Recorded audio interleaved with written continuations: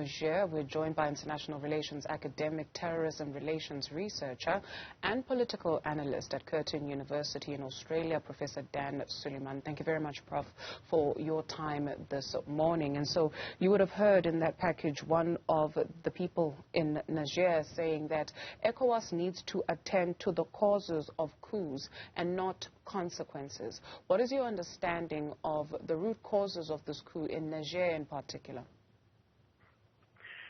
Thank you very much, Dudu. I think that is a very profound statement to make regarding the situation in Niger, and I very much agree with it. The root causes of coup d'etats are the double standardness, I think, of ECOWAS. But even before ECOWAS becomes a key actor in whether there are coups in West Africa or not, people in Niger, and for that matter in the entire central Sahelian region, have been living under harsh economic realities for a very long time. And recently we have Islamist insurgencies and militants actually making their situation worse. So this is the background of the coup in the region. When it comes to ECOWAS as an actor, and the reason why ECOWAS is important and should address the root causes of coup is because ECOWAS has been complicit in allowing members who are apparently attending some of the extraordinary sessions to massage the constitution, if you like, to extend their stay in power. So if you are chairing such an institution, then it becomes very hard for you to go about saying that you want to intervene simply because there's been a different kind of a coup that you may not agree with. And when you take a look at the intervention by a number of security forces that are not necessarily from this here continent, right? You take a look at the intervention by France, for instance. You take a look at the intervention by the United Nations, for instance. If we talk about the Sahel region, given that instability and insecurity is still plaguing the Sahel region, and that's just but one example, what has been their effectiveness? I will take you to what a scholar calls a security traffic jam in the Sahel, and that should tell you how the confusion surrounding the supposed fight against insecurity in the region. In the last 10 years, we have jihadist militants multiplying their strength, controlling larger and larger swaths of land, extending their presence in the region, despite a deluge of counterterrorism and security programs and actors in the region. So clearly, the traditional partners in security architecture in the Sahel have not been able to deliver on the promise of making the region safe. So I can say that despite the numerous actors in the region is not getting any better, although there are arguments that Niger has done quite well. But Niger is not a state. No state is an island entire of itself. Niger exists in the broader Sahel area. So the fact that Niger has been better is not really a sign that the region is any secure than it used to be 10 years ago.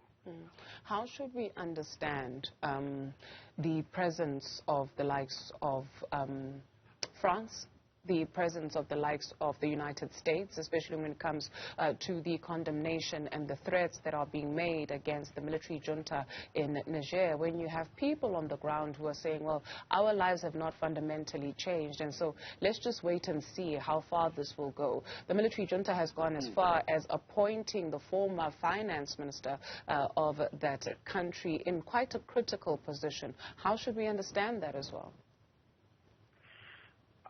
We can look at this from different angles. First, the action by the junta is to tell the international community that it doesn't intend to budge to ECOWAS or any other international actor. That's number one.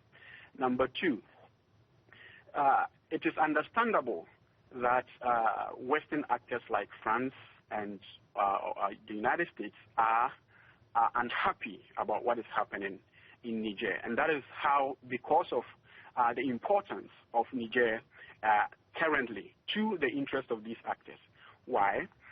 We have Mali, initially started working with France and the United States. Now, France is out. We have Burkina Faso actually towing the same line. Now, Niger happens to be the only actor within that corridor that has the interest of the United States and France. And that is why it is important to reinstate Mohamed Bazoum for France and the U.S. The U.S. is also has a lot of interest in the region because it has the largest military base based there in Agadez.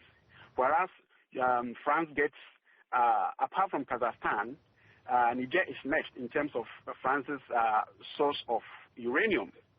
So Niger is important, and that is why it is so difficult to let Niger slide at the same path as Burkina Faso and Mali.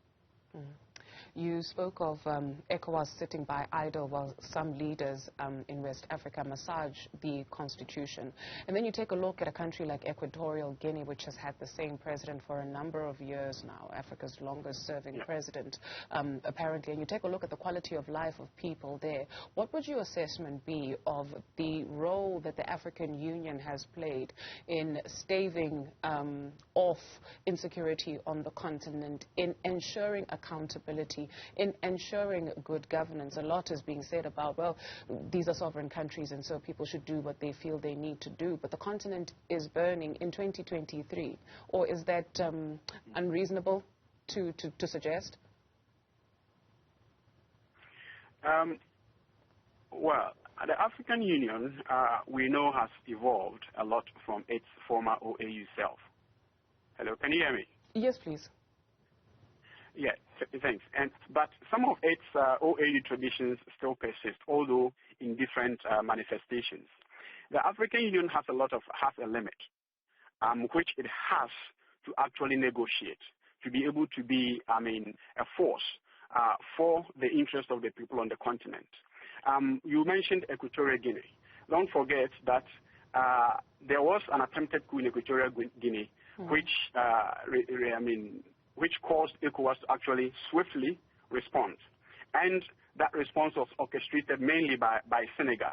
And Senegal is one of the main allies, Western allies in the region. So what I think problem is, it's not necessarily that ECOWAS is incapable of doing doing the right thing in the region. It is not also simply the case that the AU is unable to do certain things. But it is the case that these regional blocs and continental blocs are not capable. And here, I don't mean capable in a negative sense. They are encumbered by the structures that operate within their circles.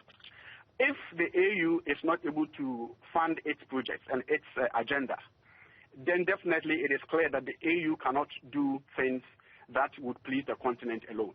It would have to address the interest of those who fund its activities in the first place. So the situation is much more complex than we see it. But it's about time, given what is happening across West Africa, it is about time that African institutions and actors realize that the statement of Nkrumah in 1963, that if African leaders allow the same conditions that existed during colonialism to persist after colonialism, then the resentment that the people mobilized against colonialism will be mobilized against them. And I think that is what is happening currently in the Sahel and across the continent. You are a terrorism researcher, Prof. And so in your research, there's money in conflict. And so when we follow the money, where does it lead us? You take a look at Ethiopia, what is happening. And it's not just Ethiopia or just Sudan or just West Africa. In places where there's really instability, where people can't even afford food, but there is money for guns, how does that make sense? You know, war is a very lucrative business. And it is alleged, and I say this guardedly, it is alleged that even these actors who are making a case for countering terrorism are actually involved in bolstering terrorism. So it would be very naive for us to think that these so-called terrorists that we have in the Sahel are some barbaric actors who have no taste for modern life and are only interested in distraction. No. They have patrons who invest in their activities, and that is why you could have AK-47 in Maiduguri in northeastern Nigeria when those people are actually struggling to have 3 square meals a day. So it is not simple. Those very actors who are responding to terrorism and the terrorists themselves are actors who, as you said, pursuing profits. And they are also pursuing the interest of those actors who make sure that they have access to that profit that they seek. Thank you very much for your time this morning. Professor Dan Suleiman, International Relations Academic with West Perth University.